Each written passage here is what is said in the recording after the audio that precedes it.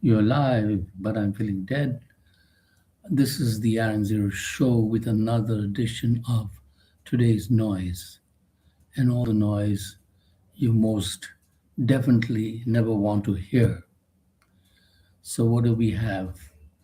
Day 85 or 86 of the Iran situation, and Mr. Trump has not made up his mind whether he wants peace or not.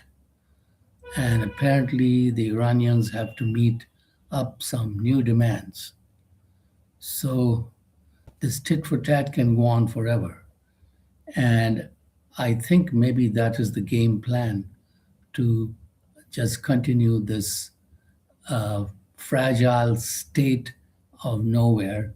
Because, as he has said, I'm not in any hurry to have a ceasefire or something to that extent. And at the same time, while it is day to day expenses of the US forces there are increasing every single day to day, the opposition to this American involvement in the Iran area is increasing in America itself, where people are more bothered about the prices, day to day economy, the prices of gas and food prices, groceries, etc. They're not bothered about throwing bombs or missiles in Iran. And they already see that as a losing situation, a bad situation. It is only a tiny fraction of Mr. Trump's party, the MAGA, who will blindly support him no matter what, whether he's on the wrong side of wrong or the wronger side of wronger. So that's what it goes on. And while there's discussions on the ballroom, which I believe is going to cost 200 billion or maybe $1 billion, who knows. And Mr. Trump tries to get more money from the government for himself by suing the IRS or having a huge slush fund, $1 billion slush fund, to reward the people who did the January 6th riots. Isn't that quite amazing? In which country have you ever heard that the people who caused the strike and the catastrophe and the damage to a government building would actually be rewarded? But that is Mr. Trump's plan. Already, a judge there has refused permission for him to change the name of the Kennedy Center to Trump Center. And now he says he's not interested. But this is a gentleman who could very easily go after the judges if he could. I don't know how far the US law goes in that way.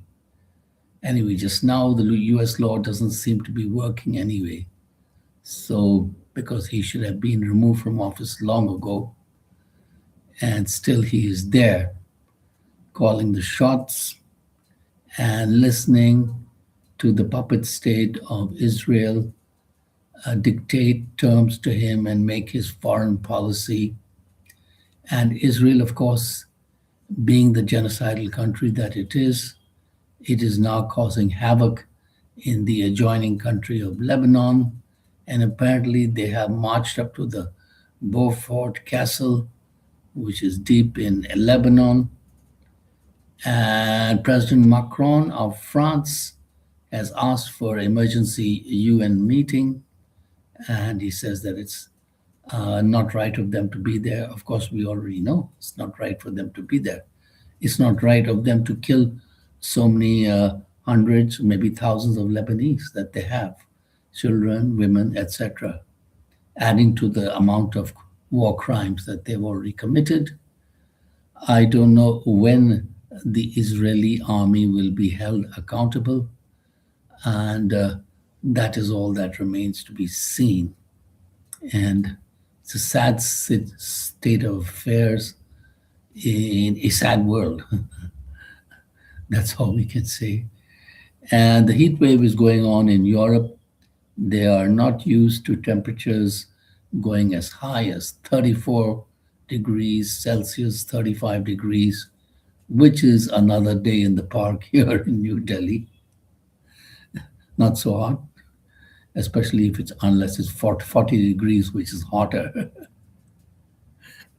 So that's what's going on here. Delhi, of course, at present has had its summer monsoon sort of rains or pre-rains cut, and we don't know when the rain gods are going to bless Delhi with ample amounts of rain, but we continue to pray. In other news, in cricketing news, the Bengaluru Royals beat the Gujarat Titans, and Virat Kohli, one of the Indian Test players, of course, made the most runs. I think it was 72 runs, and they bowled the Gujarat Titans all out for 155 for 8, and so it was easy for them to make up that score, and they did so, and so they won the match and the title crown. And so Virat Kohli is the unsung star of that. And of course, Virat Kohli wants to live in England. Anyway, so that is the cricketing news. In other news, what do we have?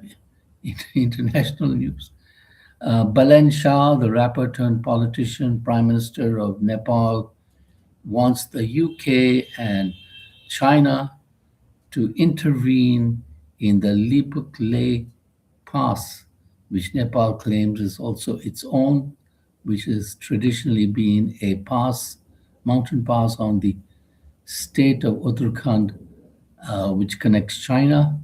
And they have the Kailash Mansarovar Yatra. And Mr. Balanshah is objecting and says that the UK and China should look into this, which sounds quite ridiculous.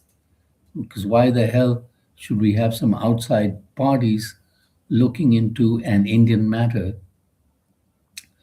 And it was when India was under the British, some 1816 treaty or something, but that was in the British times. And free India is free. We're no longer under British.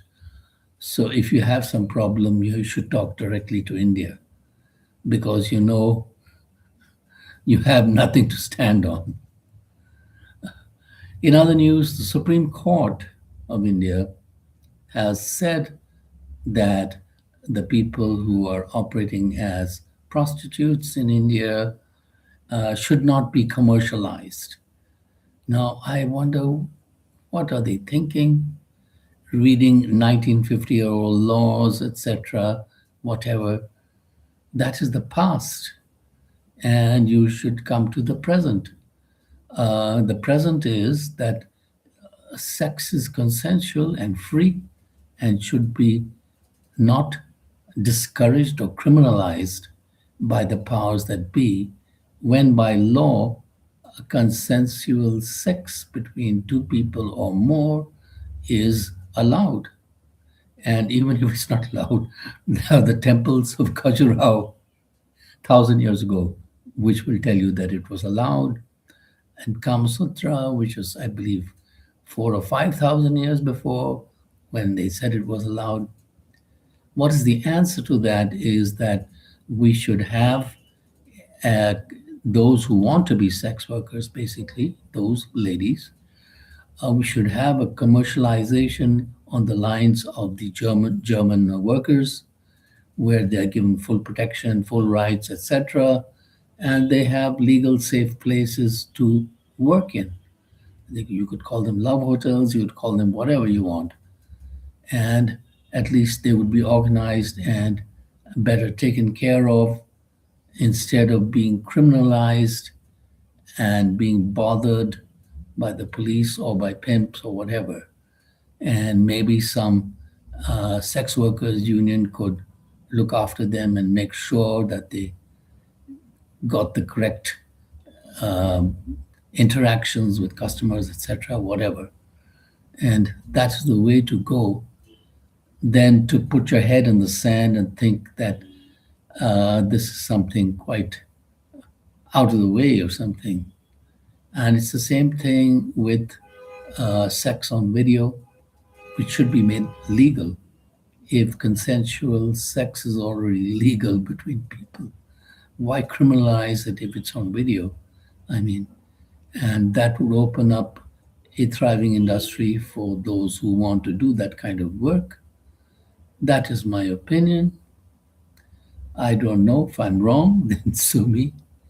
And you have tiny countries like Taiwan and puppet state of Israel where it is legal. So I think a giant country like India can make it legal also, and it would bring in revenue to the state also. Uh, what else do we have to say? Nothing else. Hang in there and subscribe to this channel if you like what you see or hear. Catch our musical interactions, which was done a little earlier, 5-minute videos with a guitar. Have a great day. Thank you very much.